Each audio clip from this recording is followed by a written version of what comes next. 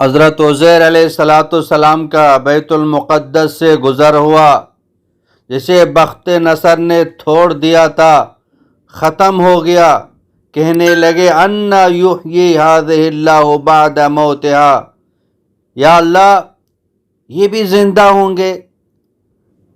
سب تباہ ہو چکے تھے، شہر کو آگ لگا دی، سارا کچھ برباد کر دیا۔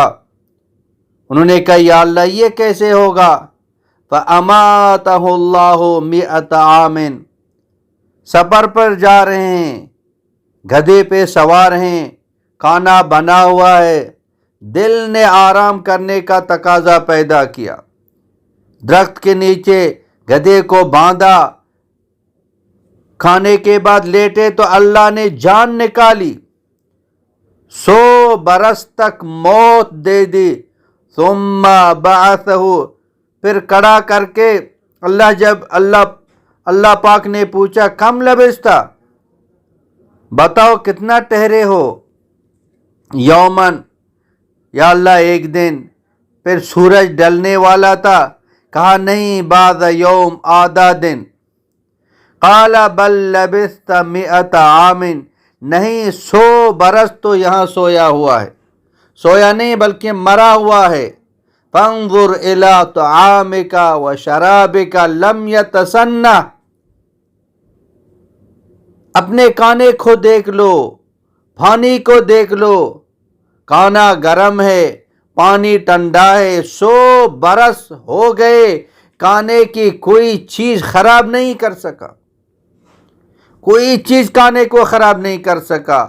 اللہ کا امر ہے، فریج کے بغیر پانی ٹھنڈا ہے۔ ساری دنیا کے اسباب 100 برس سے چل رہے ہیں، لیکن اللہ اس کھانے کو ڈھکے ہوئے ہیں۔ میرے بھائیو 100 برس میں کھانا خراب نہیں ہوا۔ گدھے کو دیکھو، اس کی حالت دیکھو، اس کا کچھ بھی نہیں بچا۔ گدھا جو ٹکنے والی چیز ہے وہ مٹی بن چکا ہے، وہ کھانا جو خراب ہونے والی چیز ہے وہ موجود پڑا ہے۔ اللہ پاک نے کہا اب دیکھو کیف ننشزها ثم نکسوها لحما، اب دیکھو میں اسے کیسے زندہ کرتا ہوں۔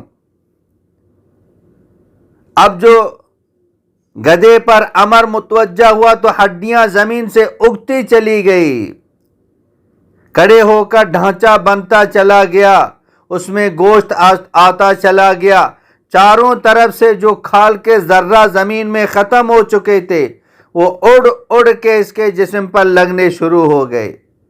ایک آن کی آن میں ان کے سامنے سارا نقشہ آ گیا۔ گدھا مٹھا کر بن کے اس میں روح آئی اور وہ دوبارہ کان ہلا رہا ہے، پیدا ہوا ینہکو، اور وہ آواز بھی نکال رہا ہے۔ اللہ تعالیٰ نے کہا اب جاؤ اسی بستی کو دیکھو جس کو کہتے تھے یہ کیسے زندہ ہوگا۔ اب آئے بیت المقدس جو تھا وہ 100 برس جس میں وہ گزر چکے تھے، سب کچھ پیدا ہو چکا تھا، سب کچھ اللہ پاک نے بنا دیا تھا۔ اللہ تعالیٰ کی قدرت، اللہ پاک کی طاقت، اللہ پاک کی عظمت، اللہ پاک بہت بڑے ہیں۔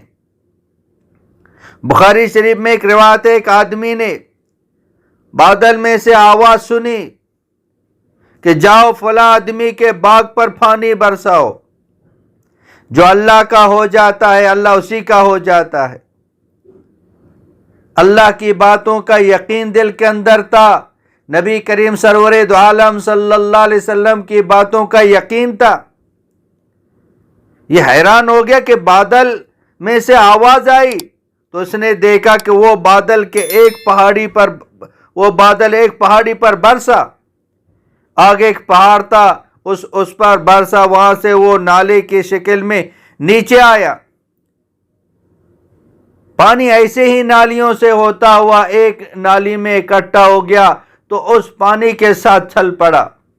آگے دیکھا تو ایک آدمی وہ باغ میں ہے، جو کسی جگہ وہ کھڑا ہے اور وہ پانی کی طرف دیکھ رہا ہے۔ اتنے میں پانی اس کے باغ کے قریب آیا، اس نے کاٹ کر اپنے باغ کی طرف پھیر دیا۔ اس نے پوچھا کہ بھائی تیرا نام کیا ہے؟ اس نے کہا یہ میرا نام ہے۔ یہ وہی تھا جو اس نے بادلوں سے اس کا نام سنا تھا۔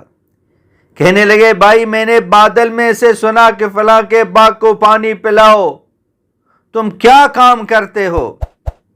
کہنے لگا یہ راز ہے، یہ راز تھا جو میرا اللہ ہی جانتا تھا اور کوئی نہیں جانتا تھا، لیکن اگر اللہ ہی اس کو کھولنا چاہتے ہیں تو میں تجھے بتا دیتا ہوں۔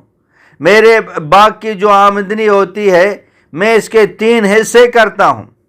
ایک حصہ غریبوں میں تقسیم کرتا ہوں، ایک حصے اسی باغ کے خدمت میں لگاتا ہوں، ایک حصہ اپنے گھر والوں کے لیے رکھتا ہوں، اس کو خرچ کرتا ہوں۔ تو اس وجہ سے اللہ کا یہ غیبی نظام اس کے ساتھ چل رہا ہے۔ جو من کان للہ کان اللہ لہ، ہر چیز اللہ پاک ان کے لیے مسخر فرماتے ہیں۔ ان کو یقین تھا کہ میں یہ مال کو 3 حصہ کروں گا، صدقہ دے دوں گا۔ من جاء بالحسنۃ فلہ عشر امثالھا، ایک دے دوں گا اللہ پاک 10 دے دے گا۔ ہمیں تو مال کا یقین ہے، اس کو جمع کرتے رہتے ہیں، اس کو روکتے ہیں۔ جتنا دے دیں گے اللہ پاک بڑھا کے دے دے گا، لیکن دے گا وہ جس کو یقین ہو۔ ہمیں تو یقین ہے، پتہ نہیں دے دیں گے ملے گا نہیں ملے گا۔